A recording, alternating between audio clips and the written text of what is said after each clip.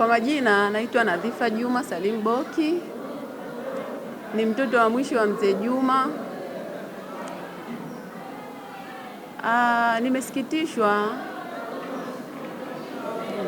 Nimesikitishwa na taarifa zilizoenea mitandaoni kuona mama yangu mzazi na kaka yangu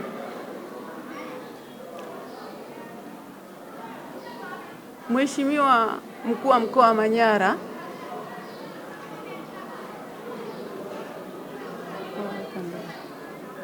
kuwaweka ndani watu hao wawili bila kujua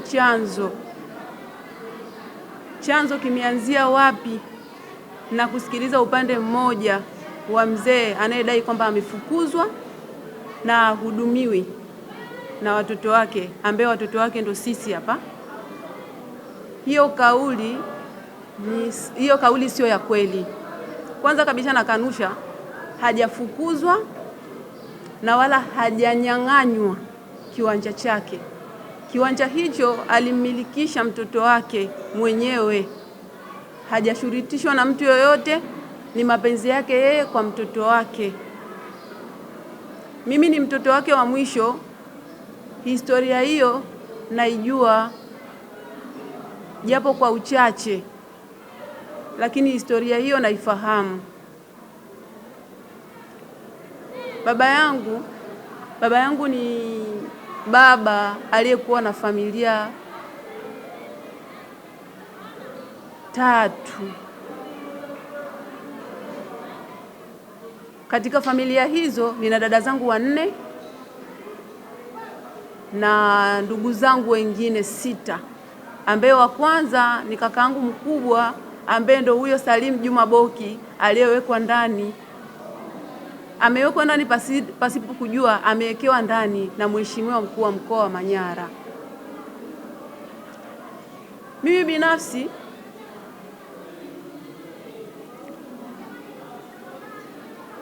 nimeumia kwa sababu ni ndugu yangu na hajatenda haki. Kusikiliza upande mmoja ili hali mzee ana familia zaidi ya moja.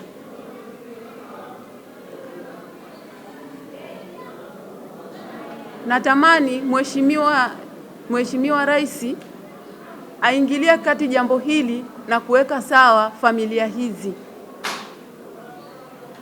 Naumizwa sana kuona Mheshimiwa Mkuu wa Mkoa kumweka ndugu yangu ndani ili hali hajui ni kitu gani ambacho amewekewa ndani.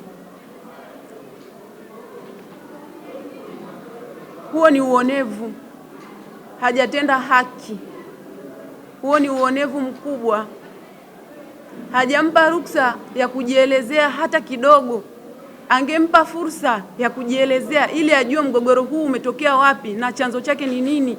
Lakini amesikiliza upande mmoja wa mzee mzazi, hajamsikiliza aongee hata kidogo. Imefika hatua kumuita na kumweka ndani. Hata mama mwenyewe hajui kaitiwa nini. Anashangaa, unaitwa na mkuu wa mkoa, kapelekwa ndani moja kwa moja. Kilichomweka ndani mpaka sasa hivi hajui ni kitu gani kilichomweka ndani, ila fununu kwamba wewe na mtoto wako mmemdhulumu baba yenu mali, mmemdhulumu baba yenu, mmemfukuza. Wewe mama umemfukuza mume wako na mtoto amemfukuza baba yake. Sio kauli ya kweli. Tunapinga, sio kweli. Napinga hiyo kauli. Baba yangu mzazi hajafukuzwa. Tunampenda sana baba yetu mzazi. Tunampenda sana. Mpaka sasa hivi anajua kwamba watoto wake tunampenda. Ni mengi aliyotutendea, lakini tunampenda. Ila hizi familia mbili na mtoto wake wa kike tuliomhifadhi sisi, tuliomweka pale kwa kupata huduma kwa karibu, ndo anayesema kwamba yeye ndo anayemhudumia na yeye na mama amemtelekeza. Sio kweli. Sio kweli. Mheshimiwa Rais, tunakuomba usikilize vilio vyetu. Familia yetu inaonewa. Mheshimiwa Mkuu wa Mkoa hatendi haki. Mpaka sasa hivi ninavyoongea na nyie hapa, Kaka yangu yuko ndani, amewekwa ndani, hajui amewekewa nini ndani. Sababu ya kumwekea ndani hajatoa. Kamsikiliza mzee peke yake, kamsikiliza mtoto dada yangu peke yake. Mbona sisi hajatuita? Mbona hajamuita mke wake? Ulishawahi mkuu wa mkoa, ulishawahi kumuita mke wake ukamuuliza kwa nini huyu mume wako anaishi kwa mtoto wake? Ulishawahi kumuuliza? Hujawahi kumuuliza hata siku moja. Naumia, yani natoa machozi ya maumivu. Mimi kama mtoto wake hatujawahi kumchukia baba yetu wala hatujawahi kumtendea ubaya. Kwa nini leo hii anachafua familia yake ili hali ina upendo na yeye? Huyo kijana aliyemweka ndani ndio kijana anayempambania leo kesho. Huyo kijana sisi ndio tulikuwa tunamuona kama baba. Pale alipokuwa hayupo yeye alishika nafasi ya baba. Alishika nafasi ya baba. Amerudi leo hii.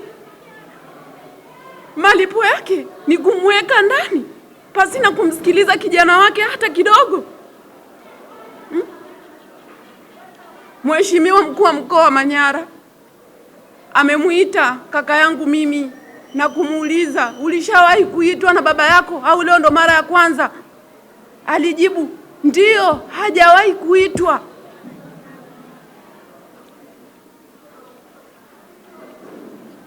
Kuitwa kwa kaka yangu,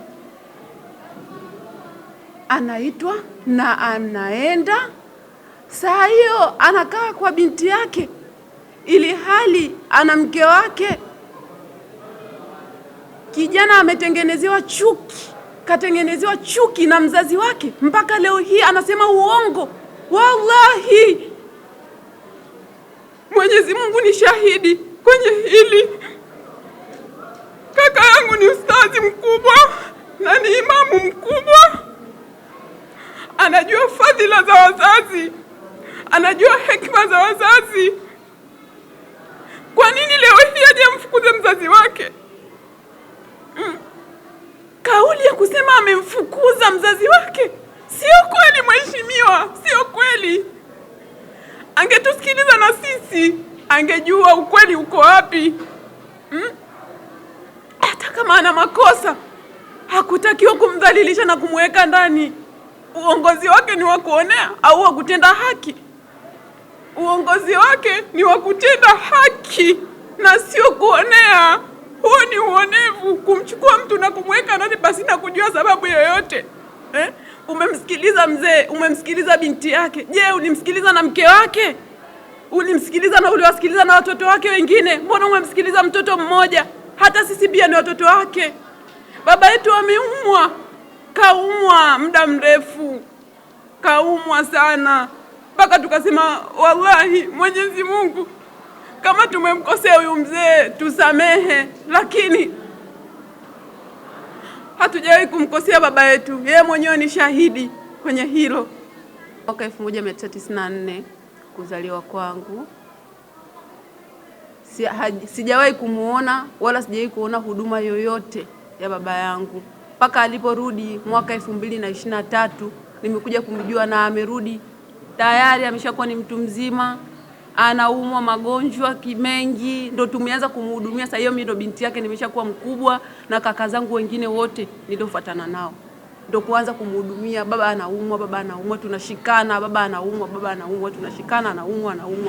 Mpaka chanzo cha kwenda kwa huyo dada yetu mkubwa ni kuumwa kwa mzee. Alizidiwa, amezidiwa kabisa, ndo kuja pale kumchukua, tumempeleka hospitali. Huyo dada yangu akaja, mimi naishi Dodoma, mama yangu anakaa pale peke yake na wajukuu zake, anakaa na wajukuu zake pale. Yeye mwenyewe wakati hiyo siku mzee anaumwa na mama pia alikuwa anaumwa, kwa hiyo wakawa wanauguzana wote. Dada yangu ndo akaja kumchukua.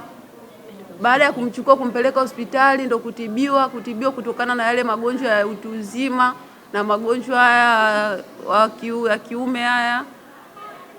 akapeleka hospitali, katibiwa muda mrefu, gharama kubwa tumetumia. Yeye mwenyewe ni shahidi.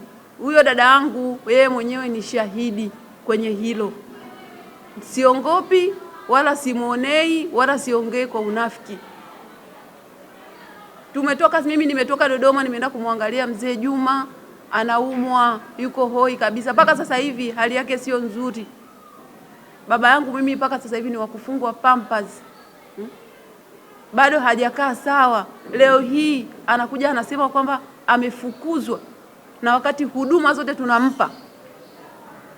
Tunamhudumia baba yetu mpaka leo. Iweje leo hii aseme kwamba amefukuzwa? Tumemtoa hospitali, pale ni karibu na maeneo ya hospitali, ndo kumwacha pale ili huduma iwe nyepesi. Leo hii mtoto anasema kwamba ametelekezewa. Yeye sio kweli, hajatelekezewa. Aliwekwa pale mzee kwa sababu ya ukaribu wa huduma. Kwa jina mimi naitwa Zakia Ramadhani. Nimeleta malalamiko yangu hapa kwenye vyombo vya habari. Ndugu Rais, uniangalia makosa yangu labda yako wapi. Mimi na kijana wangu tuliwekwa ndani bila kujua sababu ni nini. Baadaye walimwambia kijana, toa hati ya nyumba ya mzee. Kwa nini umemfukuza mzee? Kwa nini unamnyang'anya mzee hati nyumba yake? Akawaambia hati ni ya kwangu. Kama anadai ni ya kwake, kaangalieni jina linalani. Hati yenyewe inajieleza. Akamwambia wewe ni mjeuri, lakini hawajamuuliza maswali mengi. Mkuu wa mkoa amuuliza maswali, labda vipi, alimuuliza tu kwamba wewe ulishtakiwa hapa, uliwahi kuitwa hapa? Akasema hapana. Akaambia wewe ni mjeuri, weka ndani na kumsukuma. Haya, mimi sikuwa na taarifa kwamba naitwa wapi.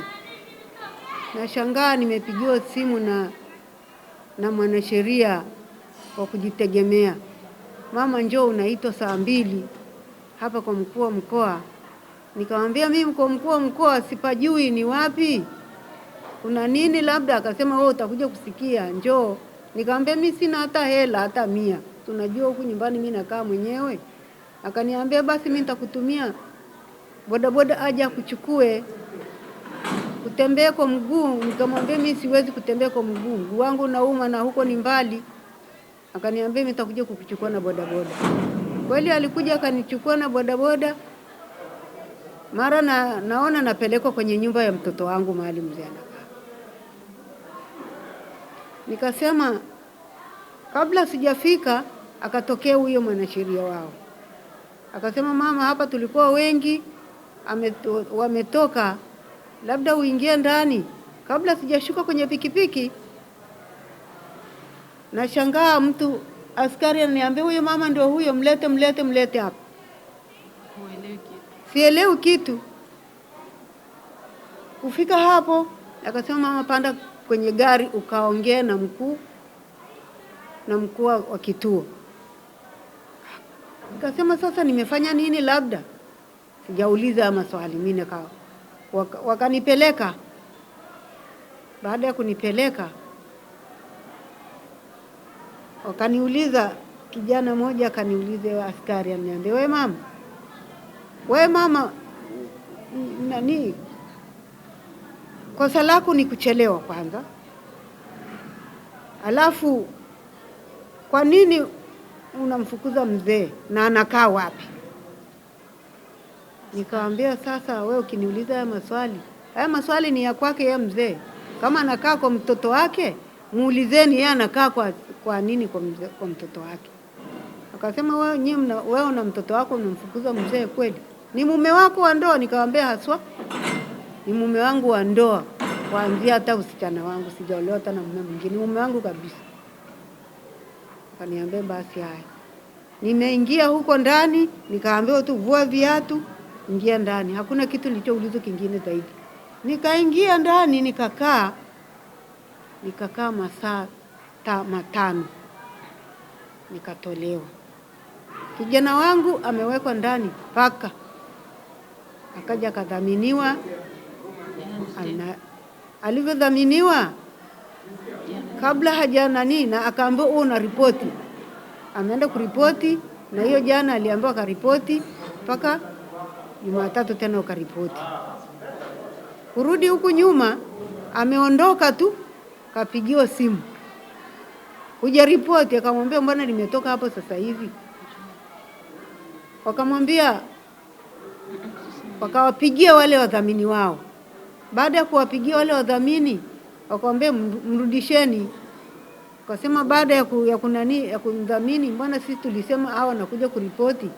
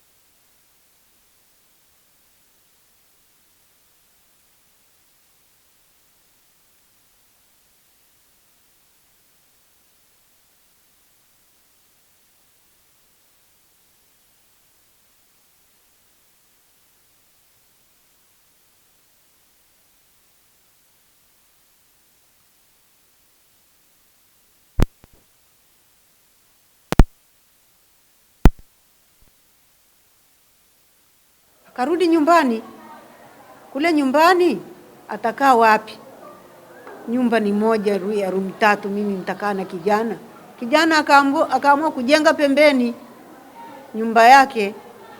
Akaamua kuoa pale mahali alipo nani, na alishamwambia baba najenga hapa. Alimwambia baki usiondoke. Wakati nani kijana ameshachangamka, alikuwa anasoma elimu ya dini. Wakati anasoma elimu ya dini alimfuata mtoto mpaka huko aliko. Akamwambia baba mimi nataka nijiendeleze, nataka niende Mombasa. Akamwambia usiende huko, rudi nyumbani kumsaidia mama yako.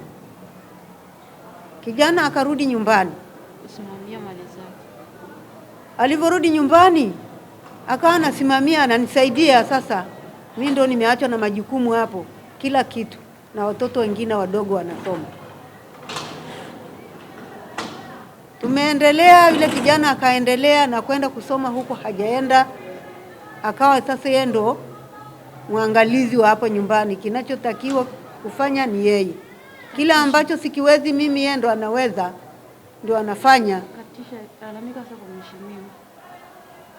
mheshimiwa. Mimi ndo malalamiko yangu nimeleta. Kijana amekaa siku zote na ameendeleza hiyo nyumba. Na amesema asitoke. Mzee akasema asitoke. Mzee mkuu wa mkoa alivyomshika akasema asitoke mpaka mimi nije. Sijui alienda wapi na ni sababu gani bila kumsikiliza maongezi yake. Na mimi ameniweka ndani bila hata kuniuliza chochote, wala simjui mpaka sasa hivi. Japo ni kiongozi wangu lakini simjui. Ni mwanamke, naambiwa ni mwanamke ameniweka ndani. Ndugu Rais, ni halali kweli wananchi tunaonewa badala ya kusaidiwa? Mwananchi ni wa kuonea au ni wa kusaidiwa? Tutakuwa kusikiliza pande zote mbili. Au yeye amesikiliza upande mmoja, kwa nini na mimi asinisikilize? Kama alienda kwa mzee akaenda akamwangalia na msaada anampa, amemnunulia eti pambasi akampa, mimi kwa nini asinisikiliza ambaye ndio mke wake? Na amemuuliza kwa nini unakaa hapa, anasema nimefukuzwa. Kijana wangu kaninyang'anya nyumba yeye na mama yake. Sio kweli. Sio kweli. Haya aliyosema sio ya kweli, ni ya uongo. Mimi mume wangu aliniacha muda huo, mimi nikiwa na watoto wadogo, nimesimamia majukumu yake yote. Amekuja akiwa anaumwa, hata ulimi umefyatuka, kuongea vizuri hawezi. Tukashikana na watoto, baba yenu wamekuja mgonjwa, tumwangalie. Watoto wakawa wanajichanga kumwangalia baba, anamwangalia baba. Siku hiyo amezidiwa, akampigia simu msichana wake, njoo nichukue, mimi naumwa. Watoto wangu wote wako. Na watoto wangu wengine wako nje, wengine wako hapa, wengine hawapo. Nikawa niko mwenyewe, nikaona huyu ndio mwepesi, yuko hapa, njoo mchukue. Akamchukua, akampakia kwenye pikipiki, ampeleka mkoani. Ndio chanzo cha maneno yote kuzalika na kutaka kuuza maeneo yake. Na yote haya muda wote huu tulikuwa tunaishi vizuri tu, japo yuko kwa pembeni, maneno mabaya hakuna. Najua ni mwenzangu ameenda kutafuta, kuna siku akija tutapumzika.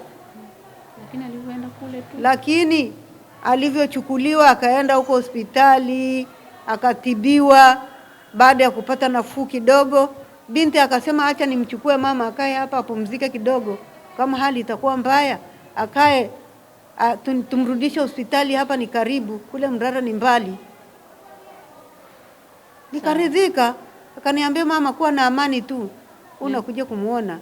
Nikaona amemjitolea. Mimi nimemfukuza, sijamfukuza, maneno haya ni ya uongo.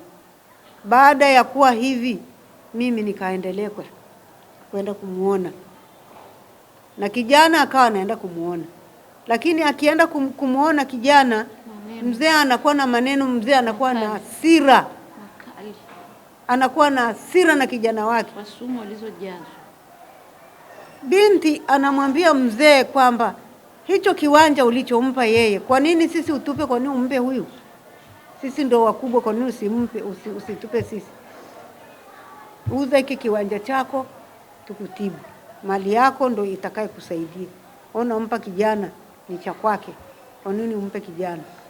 Mzee akawa anasikiliza maneno ya binti, kutaka kumnyang'anya kijana nyumba, na ni ile nyumba aliyojenga.